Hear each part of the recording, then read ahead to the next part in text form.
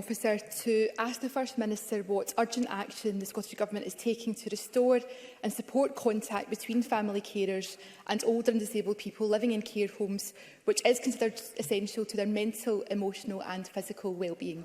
First Minister. Well, obviously, I've already given some answers to this question in response to Willie Rennie, but I know, and I hope nobody doubts this, but I want to just make it clear that I understand how difficult this time is for people who have loved ones in care homes.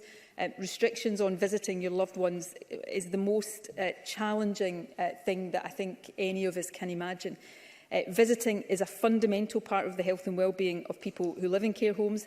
Guidance was published on 25th June, which outlined a staged approach to the return of visiting, and currently limited outdoor and indoor visiting is recommended provided strict criteria are met.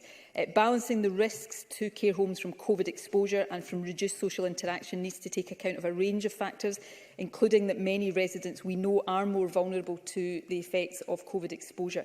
And that, of course, becomes an ever more important and challenging consideration when community prevalence is on the rise as it is now.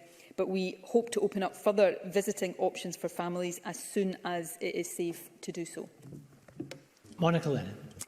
I thank the First Minister for her response, and I am pleased that the Health Secretary will meet with Cathy Russell and engage with the Care Home Relatives Scotland group. What I would say to both Willie Rennie and the First Minister is that this is not just about the timetabling of visits. It's about recognising and reinstating family caregivers as equal partners in their loved ones' care.